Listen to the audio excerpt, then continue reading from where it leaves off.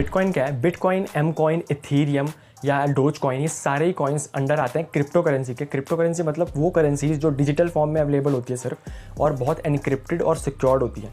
अब crypto currency यानी कि हम बिटकॉइन का एग्जांपल लेके समझते हैं कि वो नॉर्मल करेंसी से अलग कैसे है। अब नॉर्मल करेंसी सबसे पहले तो दो फॉर्म में अवेलेबल होती है। पहला फिजिकल लेवल पे, यानी कि अगर आपके पास कोई रुपी है, 100 रुपीज़ नोट है, तो वो फिजिकली आपके पास है। और अगर आपके बैंक अकाउंट में 100 रुपीज़ है तो वो डिजिटल मनी हो गया और वो डिजिटली आपके पास है। लेकिन जो क्रिप्टो करेंसीज होती है, फॉर एग्जांपल अगर आपके पास 2 बिटकॉइन है, आप 2 बिटकॉइन होल्ड करते हो, तो वो सिर्फ आपके पास डिजिटली अवेलेबल होते हैं। आपको उसे सेल कर सकते हो और जैसे ही उसके प्राइस बढ़ता है तो आप उससे प्रॉफिट कमा सकते हो।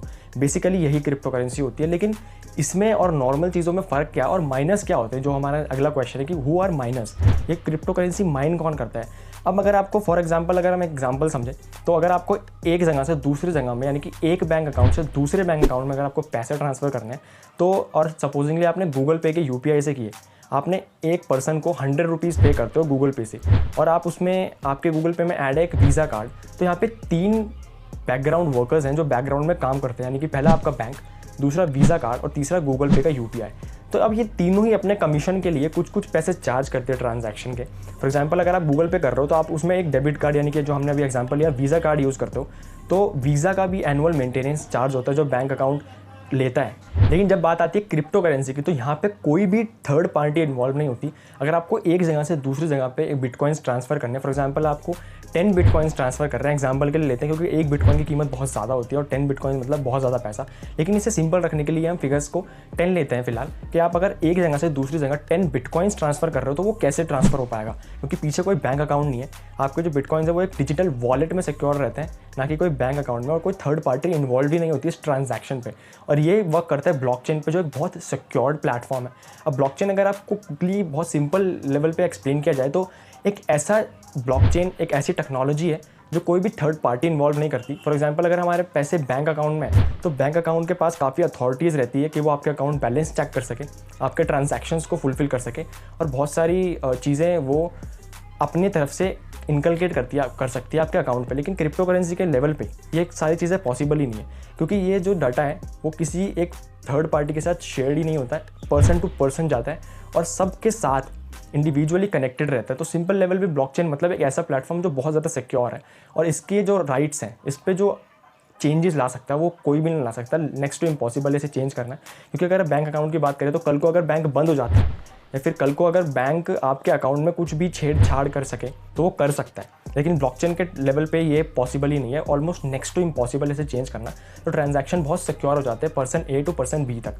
तो अब बात करते हैं कि ये जो ट्रांजैक्शन होते हैं वो पॉसिबल कौन कर पाता है, जब अगर थर्ड पार्टी यहाँ पे अवेलेबल है ही नहीं और इंटरप्ट करती ही नहीं है, तो वो करते हैं माइनर्स। अब माइनर्स का मतलब फॉर एग्जांपल मैं हूँ और मेरे पास बहुत सारे ग्राफिक्स कार्ड है और बहुत सारी पावर है, इलेक्ट्रिसिटी, क्योंकि एक ट्रांजैक्शन करने में बहुत ज़्यादा पावर लगती है और बहुत ज़्यादा ग्राफिक्स कार्ड का रिक्वायरमेंट होता है। तो जो माइनर्स होते हैं वो बहुत ज़्यादा ग्राफिक्स कार्ड को लाइन बाय लाइन कनेक्ट करते हैं और जो ये ट्रांजैक्शन होता है उसमें मदद कराते हैं। फॉर एग्जांपल एक पर्सन दूसरे पर्सन को 10 बिटकॉइन भेजता है और वो जो भेज रहा है उसको फुलफिल करा रहे हैं वो माइनर्स, जो अपने घर बैठ के वो ग्राफिक्स कार्ड का यूज़ करके वो माइन करने में हेल्प कर रहे हैं, उनको ट्रांजैक्शन में हेल्प हो जाती है। लेकिन अगर इसने 10 बिटकॉइन भेजे तो 10 नहीं जाएंगे, अब 9 जाएंगे, और उसमें से एक बिटकॉइन मेरा होगा अगर मैं माइन कर रहा हूँ और वो ट्रांजैक्शन फुलफिल कराने में मदद कर रहा हूँ। तो बैंक भी कुछ ऐसे करते हैं। अगर हम सिंपल लेवल पे समझने की कोशिश करें, अगर आप एक जगह से दूसरी जगह पैसे भेजते हो तो कुछ चार्जेस गूगल पे भी रखता है, क्योंकि 5 यूपीआईस फ्री होती है ट्रांजैक्शन, और बाकी जो ट्रांजैक्शन पे कुछ परसेंट चार्ज होता है।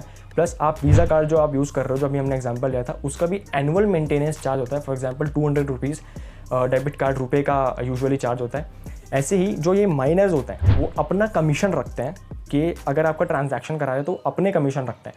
अब हमने बात कर ली बिटकॉइन की, क्रिप्टो करेंसीज़ की और माइनर्स की, कि ये ट्रांजैक्शन कैसे होता है और ये सिक्योर होता है। लेकिन क्या आप जो ये वीडियो अभी देख रहे हो, क्या आप वो एक कॉइन बना के रातों रात अमीर हो सकते हो?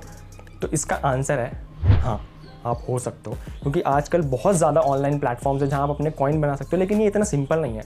इट इज़ इक्विवेलेंट टू कि आपने घर बैठकर पेपर पे अपना एक नोट बना लिया और आप दुकान पे जाके उसे चलाते हो, वो नहीं चलेगा, क्योंकि वो एक्सेप्टेबल ही नहीं है। इंडिया की करेंसी अलग है, अमेरिका की करेंसी फॉर एग्जांपल अलग है, स्पेन, रशिया, इन सब की करेंसीज अलग है। तो आप अपना कुछ बनाकर उसे चला नहीं सकते और उस पर कुछ कमीशन नहीं गेन कर सकते। लेकिन बिटकॉइन के मामले में, बिटकॉइन अगर हम बात करें वो एक क्रिप्टो करेंसी है, या फिर इथीरियम ले लो, डोज कॉइन ले लो, एम कॉइन ले लो, कोई भी कॉइन ले लो, अगर उसके ट्रांजैक्शंस ज़्यादा है, वो वाइडली एक्सेप्टेबल है, सब उसको यूज़ कर रहे हैं, तब उसकी कोई वैल्यू है। वरना अगर आप घर पर ही अपना एक पैसा निकाल दो, अपना नोट बना लो, एक पेपर पे आप एक डिज़ाइन कर दो अपना नया 100 रुपये नोट, उसे चलाने जाओ तो उसकी कोई वैल्यू नहीं है। तो वैसे ही अगर आप एक कॉइन बना भी लेते हो, जो कि आजकल मैक्सिमम 15 मिनट लगती है बनाने में, और आप बना के उसको लॉन्च भी कर देते हो और वो कोई ख़रीदता नहीं है, तो वो ऐसे ही है जैसे आपने घर बैठ के एक पेपर पे अपना कोई नोट बनाया और उसको चलाने की कोशिश की, लेकिन उसकी कोई वैल्यू नहीं है।